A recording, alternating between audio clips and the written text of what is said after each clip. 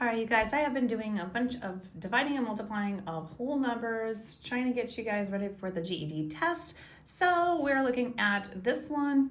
The other two were pretty much straightforward questions, so I'm not going to go back to the book with this. But with this one, we have three numbers multiplied. So what I did was I started off by multiplying the first two. So 5 times 6, you should be able to do pretty easily, which is 30. And then we're just going to multiply 30 times 10. So that's that one right there. So that's where I got 30 from. So I did 6 times the 5 because I don't want to be multiplying two. You can do 2 digits and then find it and then multiply it again. It doesn't matter. It's just a little bit quicker, I think. So there's a trick with this one. I'm just going to go through the straightforward items here. When you have zeros at the end like this, all you got to do, cross them off, 0, 0. There's 2 of them, so you're going to put zeros at the end. And then you just do 3 times 1, and you get 300. Simple enough. Now, the next one, the reason why that one only had 2 digits, it was because it was just a larger number. We're going to go ahead and solve.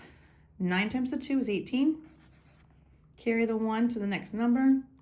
Always multiply first before adding. 5 times 9 is 45. Plus the 1 is 46. So you're going to put the 6 there, carry that 4 over to the next number. Multiply first. 9 times 4 is 36. Plus 4 is 40. Carry that 4 over to the last number, and 9 times 7 is 63, plus the 4 is 67, or 6, 7. If you're a middle school teacher, you know what I'm talking about. My finalized answer, there you go. And then the last one.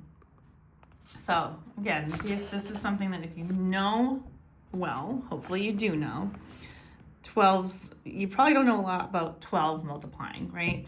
But if you do know perfect squares, it's helpful. So 12 times 10 would be 120.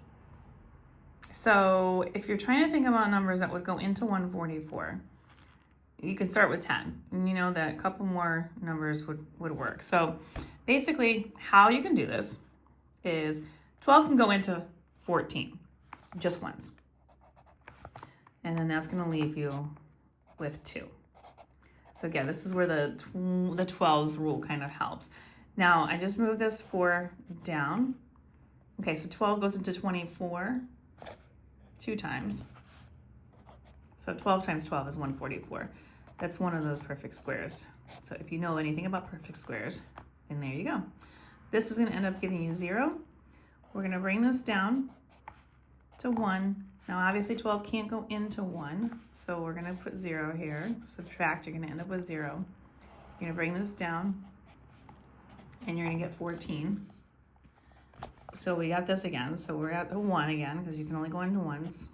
You're gonna have a remainder of 2, and then you're gonna bring this down here, so that's gonna be 20.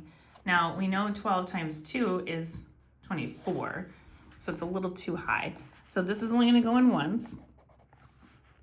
And we're going to end up having a remainder because this is going to end up being 8 left over.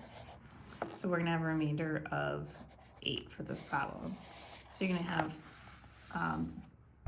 12,011 with a remainder of 8. And if you want more questions like these, find them on my YouTube, Instagram, and TikTok. If you want algebra, all these are going to be located in the GED playlist.